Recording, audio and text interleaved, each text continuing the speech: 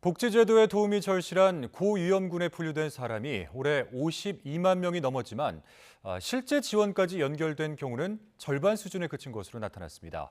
병마와 생활고에 시달리다 숨진 채 발견된 이 수원 세모녀처럼 연락이 닿지 않은 경우도 1,000명이 넘는 것으로 집계됐습니다. 기정우 기자입니다. 보건복지부가 올해 복지 사각지대 발굴 시스템으로 찾아낸 고위험군은 모두 52만 3,900명. 올해 3번 조사했는데 1차 때 16만 2천여 명, 2차 15만 5천여 명, 3차 20만 5천여 명이었습니다.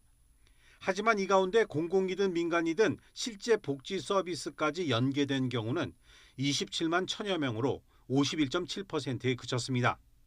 정부는 단전과 단수 건보료 체납 등 34가지 정보를 이용해서 고위험군을 찾습니다.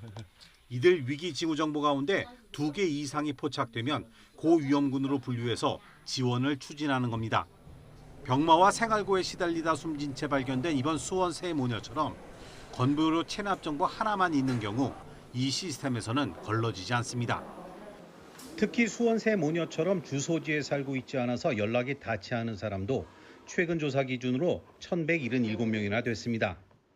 사각지대 발굴을 위해 주민등록상 거주지 담당 공무원이 방문을 하였으나 해당 가구에 거주하지 않고 있어 추가적인 지원이 어려웠던 것으로 복지부와 지자체들은 이런 경우 복지 혜택을 받지 못하는 비대상으로 분류하고 있기 때문에 비극이 재현될 수 있다는 우려가 나오고 있습니다. 이런 가운데 복지부가 다음 달 6일 차세대 사회보장정보 시스템을 개통합니다. 위기증후 정보를 현재 34종에서 39종으로 확대하고 고위험군이 사는 곳을 알 수 없을 때는 실종자를 찾을 때처럼 경찰의 도움을 받는 방안도 추진합니다. 또 신고 의무자의 범위를 늘리거나 긴급 복지 지원의 소득 기준을 완화하는 등의 지원 강화 방안도 함께 강구하기로 했습니다. YTN 기정훈입니다.